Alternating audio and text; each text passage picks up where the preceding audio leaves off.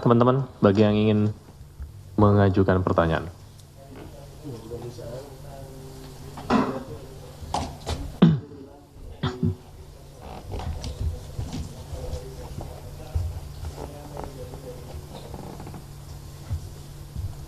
Ya betul, yang bersangkutan hari ini dimintai keterangan sebagai saksi untuk surat perintah penyidikan atas nama tersangka HM, tersangka HK, dan tersangka DTI. Untuk pemeriksaannya tidak jauh dari apa yang disampaikan oleh yang bersangkutan. Penyidik mendalami tentunya perihal pengetahuan yang bersangkutan terkait data perlintasan saudara HM dan seputar tugas-tugas beliau ya sebagai Dirjen Imigrasi pada saat itu.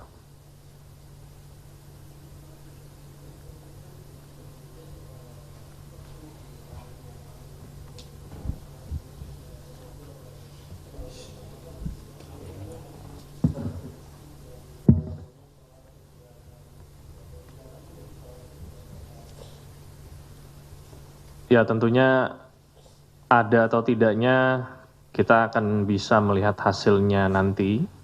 Penyidik saat ini masih mendalami seluruh kesaksian dan memanggil saksi-saksi yang memang memiliki informasi atau pengetahuan baik itu terkait keberadaan saudara HM maupun terkait perkaranya itu sendiri, dalam hal ini suap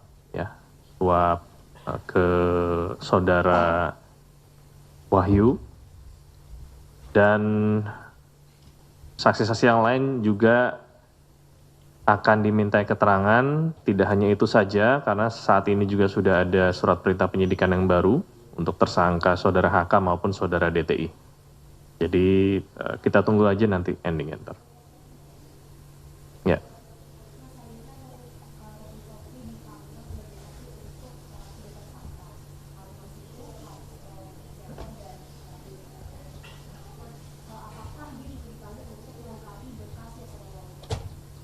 Berkas Yasona Auli, oke. Jadi untuk tersangkanya baru ada 3 ya, seperti yang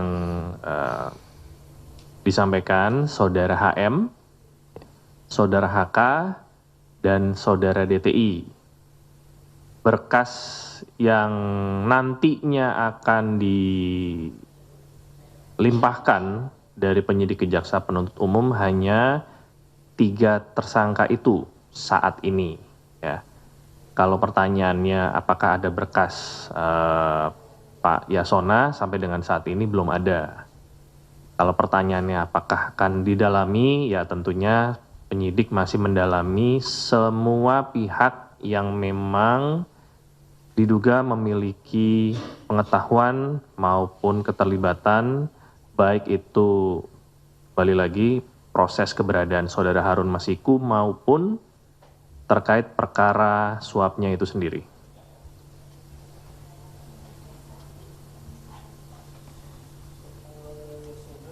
Bentar dulu.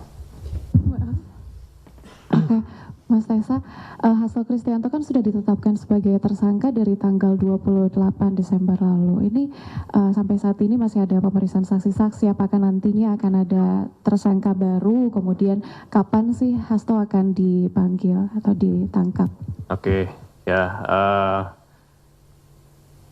Semua saksi maupun tersangka yang hadir tentunya saya baru bisa menginfokan ke teman-teman di hari H ya, sebagaimana biasanya. Kapan dipanggilnya saudara HK tentunya kita akan menunggu informasi dari penyidik, apakah itu minggu depan atau 2 minggu lagi. Tapi tentunya penyidik akan bekerja secara optimal untuk menuntaskan perkaranya ya, untuk tidak berlarut-larut sehingga perkara tersebut bisa cepat dilimpahkan ke jaksa penuntut umum. Nanti kapannya kita tunggu aja. Ya. Kalau Wahyu Setiawan kapan Mas akan dipanggil lagi ke KPK untuk diperiksa? Reschedule-nya nanti hari Senin. Ya. Kemarin beliau sudah dijadwalkan hari Kamis, tapi ada kegiatan yang tidak bisa ditinggalkan. Yang bersangkutan setuju untuk hadir di hari Senin nanti.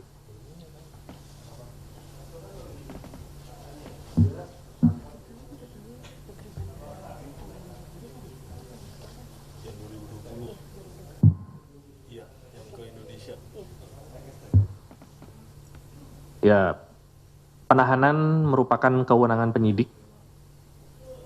Ada syarat formil maupun material,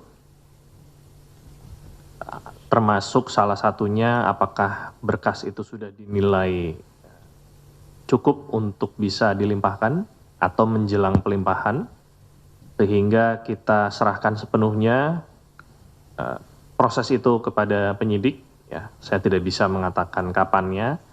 Apakah yang bersangkutan dikhawatirkan kalau melihat dari beberapa statement-statement yang bersangkutan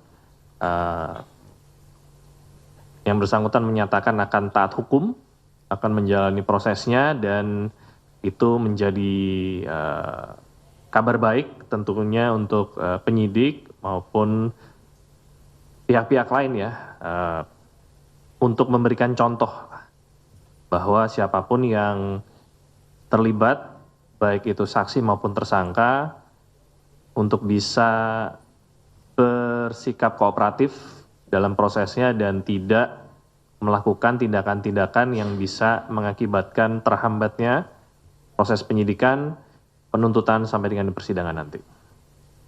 Mas, Jumat pekan lalu KPK memanggil Agustiani Tio Friderina. Nah, itu belum ada keterangan apakah hadir atau tidak, dan jika tidak, kapan penjadwalan ulang. Itu yang pertama. Yang kedua, tadi Roni Sompi dia menyebutkan bahwa surat pencegahan dari KPK itu terhadap Harun Masiku itu baru dikirim tanggal 13 Januari. Sementara Harun itu ditetapkan tersangka kan pada tanggal 9, setelah OTT tanggal 8 dan tanggal 9 itu. Apakah benar Mas, KPK baru mencegah itu tanggal 13 Januari itu aja? Terima kasih. Benar atau tidaknya nanti saya harus tanyakan terlebih dahulu ya pada penyidik tanggal-tanggalnya, karena itu sudah masuk teknis. Saya kebetulan bukan penyidik yang menangani perkaranya, sehingga saya harus konfirmasi terlebih dahulu. Nanti tolong di follow up dengan WA ya Mas Jamal terkait itu. Kalau terkait saudari Agustiani Tio, betul dijadwalkan pemeriksaan di beberapa waktu yang lalu, tetapi yang bersangkutan tidak hadir. Saya belum terinfo apakah yang bersangkutan mengkonfirmasi ketidakhadirannya atau tidak. Nanti saya coba cek dari riwayat yang ada sampai dengan saat ini. Mas Tessa izin. Ya. Ini mantan Gubernur Kalsel Sahbirin Nur ini apakah sudah ada jadwal pemanggilan lagi? Mas kan terakhir dia mangkir dalam pemanggilan penyidik. Sebentar.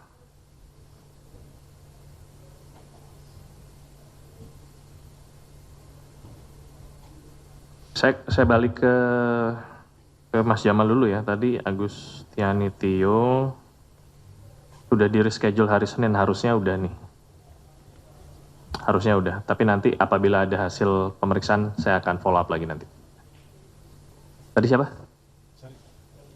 Sari. Gimana? Sahbirin Nur apakah sudah ada jadwal pemanggilan lagi? Kan dia udah berapa kali Mas? 2 kali ya mangkir Mas?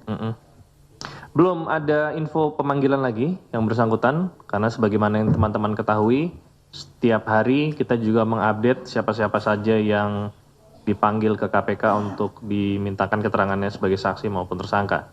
Sampai dengan saat ini belum ada info pemanggilan kepada yang bersangkutan.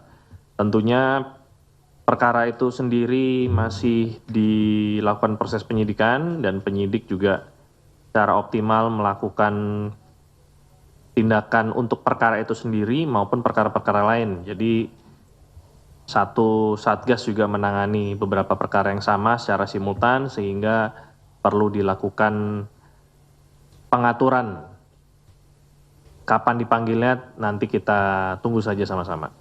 Saya kira begitu. Mas Pujiani itu diperiksa Senin besok atau Senin sebelumnya, Mas?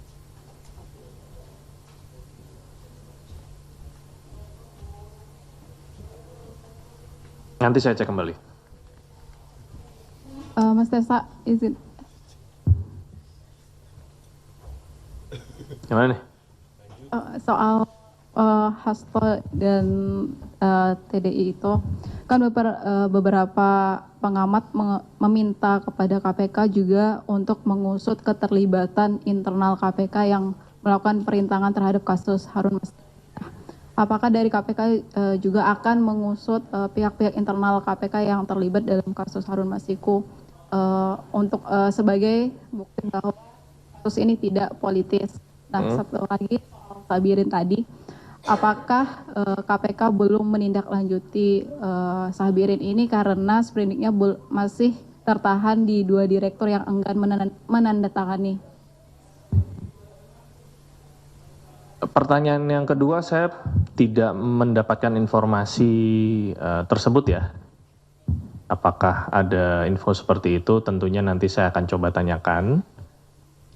Yang jelas belum ada sprindik baru untuk saudara Syahbiri Nur, jadi kita tunggu saja. Yang pertama, apa tadi? Politisasi? Ya, akan memeriksa juga mengusut dari pihak internal KPK yang berpotensi atau memang terlibat dalam perintangan penyidikan. Pasti bila ada akan dilakukan penanganan ya. Sebagaimana rekan-rekan ketahui, KPK secara transparan melakukan evaluasi, melakukan pengawasan secara ketat. Beberapa perkara yang rekan-rekan ketahui baik itu mulai dari perkara rutan, lalu juga ada perkara yang melibatkan penyidik KPK juga yang sudah ditahan di lapas, itu semua informasinya didapatkan oleh pihak internal, ya, bukan dari pihak luar. Jadi dari internal sendiri yang menyampaikan untuk dilakukan pengawasan bahkan sampai tingkat penyelidikan dan penyidikan. Sehingga bila ada hal seperti itu, maka kita akan melakukan proses sesuai dengan aturan yang berlaku. Ya. Mas, izin kasus lain, Mas. Di kasus ASDP itu ada informasi yang saya dengar bahwa surat tugas dari BPK untuk melakukan penghitungan kerugian negara itu belum dikeluarkan. Saya mau konfirmasi aja itu betul atau enggak, itu yang pertama. Yang kedua, kalau misalnya memang betul surat tugas itu belum dikeluarkan, apakah KPK tidak mau menghitung sendiri kerugian negaranya? Karena kan KPK punya auditor sendiri ya, maksudnya bisa menghitung sendiri. Di beberapa kasus juga sudah pernah. Ya. Apakah langkah itu tidak mau diambil karena penahanannya kan disebutnya masih nunggu penghitungan kerugian negara? Itu aja sih, Mas, terima kasih. Ya, baik. Sampai dengan saat ini informasi yang kami dapatkan dari penyidik memang belum ada surat tugas perhitungan kerugian negara dari BPKP, walaupun mungkin sudah dilakukan audiensi ya. Secara teknis saya tidak mengetahui alasannya kenapa. Namun memang ada opsi-opsi yang bisa diambil bila hal tersebut dirasa sulit.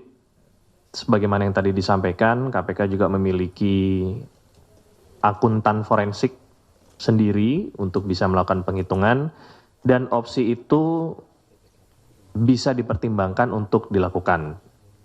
Apakah akan diambil atau tidak opsi itu tentu nanti kita kembalikan mekanismenya kepada penyidik nanti. Menyambung pertanyaan dari kawan Tempo tadi, Mas. Ya. Itu kan yang pada saat Harun Masiku mau ditangkap itu yang di PT IKA itu, yang kemudian terjadi insiden antara penyidik dan sejumlah aparat di situ, itu kan ada informasi bahwa bocor gitu dari internal KPK. Nah ini apakah itu udah ditelusuri, kemudian pelakunya siapa, udah diproses etik atau belum, atau bagaimana sih Mas gitu, soalnya waktu itu memang kencang beredar bahwa itu ada bocor dari internal KPK gitu, dan Harun Masiku nggak ketangkap terus kabur sampai sekarang ini gitu. Kasih. Ya, sampai dengan saat ini sih belum ada informasi adanya pegawai internal yang melakukan pembocoran. Ya. Apakah memang ada? Kalaupun ada, apakah orangnya masih bekerja di KPK atau tidak? Itu saya belum bisa mengkonfirmasi terkait hal tersebut. Tetapi sampai dengan saat ini, baik dari inspektorat maupun Dewas belum menemukan adanya alat bukti pembocoran yang dilakukan oleh pegawai KPK. Itu aja yang saya bisa jawab. Ya, silakan Mas Mario.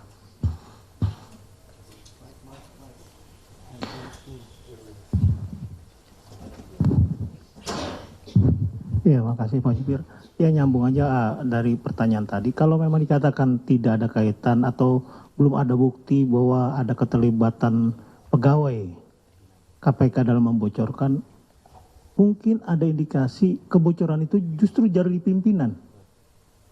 Apakah artinya bahwa ada rangkaian misalkan penyidik nggak bisa geledah gedung PDI lah, terus bahwa penyidik di PT IKA sempat disandra lah.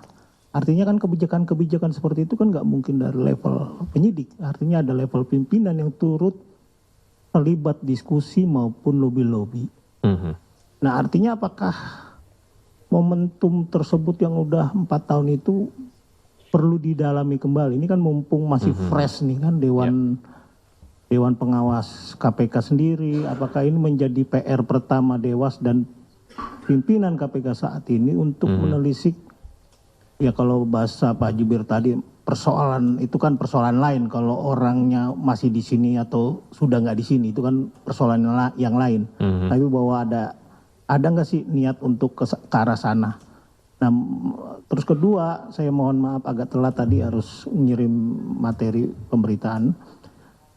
Saya udah ditanyakan belum sih, kenapa memang kok ketika keluar itu terkesan lambat cegah yang dilakukan KPK itu? Apa sih sebenarnya yang membuat KPK itu biasanya satu rangkaian nih, ketika ada persoalan, ada TSK muncul, langsung ada cegah-cegah. Ini kok persoalan Harun Masiku itu terlihat tidak responsif terhadap cegah, sehingga ketika disampaikan Pak mantan Dirjen Imigrasi tanggal 6, tanggal 7 keluar masuk itu belum ada permintaan cegah loh dari KPK. Ini siapa yang berwenang tidak? Antara koordinasi penyidiknya kah ke pimpinan atau penyidiknya sudah laporkan ditahan sama pimpinan? Yang mana nih yang benar nih? Itu dulu. Nah, untuk kasus lain saya mau sampaikan pertanyaannya terkait kasus PT PP terkait proyek yang sebelumnya sempat dirilis adanya penyidikan baru. Informasi yang saya terima dari rangkaian kasus ini, ada sejumlah pihak, baik itu pihak yang sudah dinyatakan sebagai tersangka ataupun pihak lain, sudah menitipkan uang cukup besar dalam US dollar Singapura. Pertama, HD itu menitipkan 1,9 juta US dolar Singapura. Terus kemudian ada satu saksi lagi itu menitipkan 1,09 juta dolar Singapura dan uang rupiah 1,5 miliar, dan menitipkan sebuah brankas yang tentunya pasti berisi uang. Kalau isinya cuman uang koin nggak mungkin lah. Kira-kira bisa disampaikan update sebenarnya dari total kerugian itu berapa yang sudah disita, diamankan, atau dikembalikan, atau dititipkan? Itu dulu, makasih. 3 ya. Oke, saya jawab mundur ya, dari belakang dulu. Informasi yang kami dapatkan dari penyidik untuk perkara yang rilisnya sudah disampaikan beberapa waktu yang lalu, bahwa ada pencekalan terhadap 2 orang di perkara tersebut. Penyidik menyampaikan telah dilakukan penyitaan. Yang pertama bentuknya deposito itu totalnya sebesar 22 miliar rupiah. Berikutnya ada uang yang ditemukan di dalam berangkas, jumlah totalnya sebesar kurang lebih 40 miliar rupiah. Bentuk uangnya apakah rupiah atau valuta asing ini belum tersampaikan dari penyidik kepada saya. Sehingga ini teman-teman masih belum bisa diupdate terlebih dahulu, tapi nanti bila ada akan kita sampaikan. Itu terkait pertanyaan yang terakhir. Untuk pertanyaan yang kedua, sebenarnya sudah ditanyakan sama salah satu rekan kita yang di belakang, kenapa tanggal segini, terus baru dicekal tanggal segitu. Saya, karena bukan penyidiknya, jadi harus menanyakan terlebih dahulu kapan sprindingnya terbit, kapan cekalnya terbit. Sampai dengan saat ini saya belum memiliki info. Ya, apakah memang ada kendala di dalam proses penerbitannya, nanti kembali lagi saya perlu menanyakan kepada penyidik yang melakukan penyidikan pada saat itu. Ya. Berikutnya, apakah ada niat dari pimpinan saat ini atau Dewas untuk menindaklanjuti proses perintangan ya yang dilakukan? Ya, yang jelas untuk proses perintangan itu sendiri, sebagaimana yang rekan-rekan ketahui, sudah ada tersangkanya, walaupun itu bukan internal ya, karena memang sampai dengan saat ini belum ditemukan. Apakah memang ada keterlibatan pimpinan yang terdahulu, ya itu nanti kita akan lihat dalam proses penyidikannya yang dilakukan oleh teman-teman penyidik. Apakah akan ada lagi tersangka-tersangka lain, saya masih belum bisa menyampaikan, baik itu dari internal maupun dari eksternal. Ya, nanti kita lihat, karena masih didalami prosesnya, teman-teman harap bersabar. Semua akan dibuka pada waktunya. Saya pikir itu aja. Mas Mario. Terima kasih. Ya.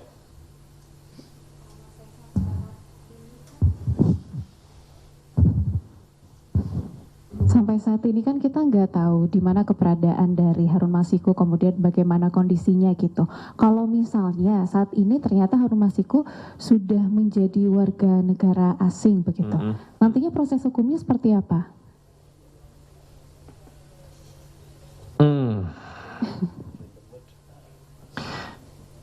Ya, sebagaimana yang disampaikan oleh Mas Mario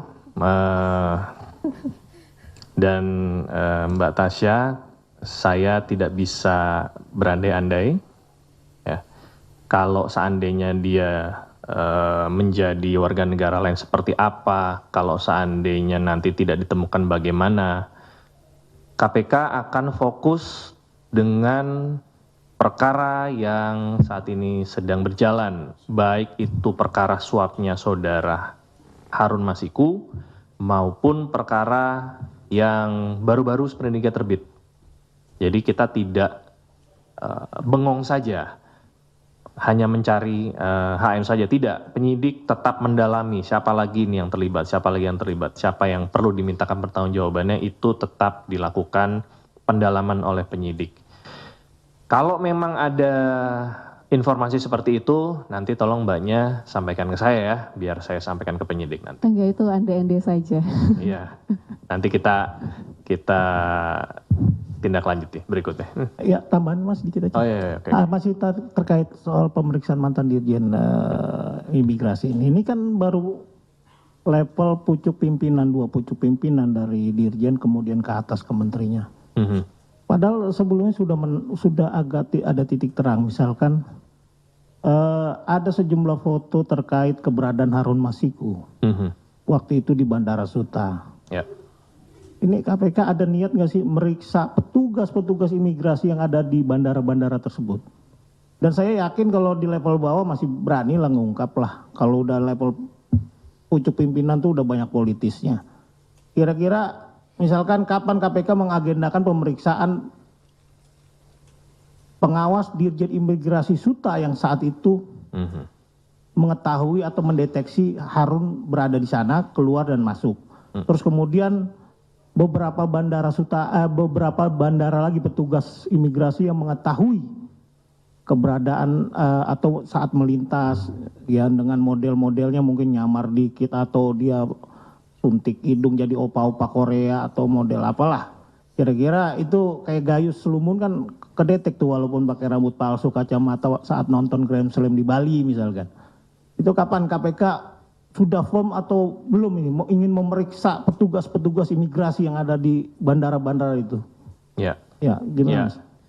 Ya, tentunya penyidik memiliki list berdasarkan keterangan saksi yang sudah dipanggil, berdasarkan alat bukti baik itu dokumen maupun barang bukti elektronik yang sudah dilakukan penyitaan, dan saksi-saksi yang akan dimintakan keterangannya ke depan. Mas Mario bisa yakin bahwa itu penting bagi pemenuhan unsur perkara yang akan ditangani, termasuk tadi yang tadi Mas Mario sampaikan. Kapan dipanggilnya, ya penyidik punya timeline sendiri. Saya pikir pada waktunya bila memang keterangan yang dibutuhkan kita akan sampaikan ke teman-teman jurnalis. Ya. Izin Mas, yang korupsi PTPP di divisi EPC itu tadi kan nggak dijelasin tuh pertanyaan Mas Mario. Soal itu ditemukan dari hasil penyitaan atau diserahkan langsung oleh dua pihak yang dicekal atau calon tersangka itu. Dari puluhan miliar tadi. Kedua, apakah benar korupsinya itu terkait proyek jalur pipa gas Cirebon Semarang tahap 1 yang dikerjakan oleh 2 KSO kalau nggak salah, senilai 1,17 triliun. Ini kan proyeknya rancang dan bangun, artinya ada 2 tahap nih. Nah, korupsi itu di tahap rancangnya atau di tahap pelaksanaan atau di tahap keduanya. Ya, itu kan kalau nggak salah kerugian cuma 80 miliar ya, nggak nyampe triliunan. Makasih. Ya, ya belum diinfokan ya ke saya paket pekerjaannya apa, kalau memang itu merupakan pengadaan. Yang kedua, penyidik juga belum membuka dari siapa, baik berangkas maupun deposito maupun uang yang tadi saya sudah sebutkan penyitaannya itu dilakukan penyitaan. Apakah memang yang tadi disampaikan oleh Mas Mario diserahkan di proses penyelidikan dan dilakukan penyitaan pada saat penyidikan, atau memang ditemukan pada saat penyidikan, penggeledahan, baru dilakukan penyitaan, itu belum terinfo ke saya. Tapi nanti saya akan telusuri dan mohon bisa di follow up lagi ke saya melalui chat WA nanti. Cukup?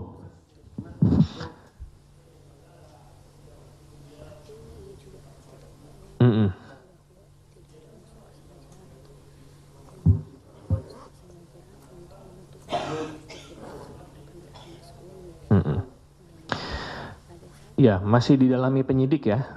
Semua pihak yang terlibat di dalam perkara tersebut, baik itu perkara suapnya itu sendiri maupun perkara menghalang-halangi penyidikan. Kalau memang penyidik sudah menemukan alat bukti ke pihak-pihak yang diduga melakukan tindakan suap, baik itu pokok perkaranya maupun dalam rangka penyertaan atau tindakan dalam rangka menghalang-halangi penyidikan, tentunya penyidik akan menyampaikan kepada atasan termasuk pimpinan.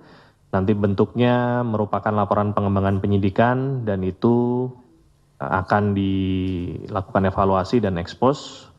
Dan bila ada alat bukti baru untuk tersangka baru, teman-teman akan dikabarkan segera. Cukup. Terima kasih banyak. Selamat berakhir pekan. Wassalamualaikum warahmatullahi wabarakatuh.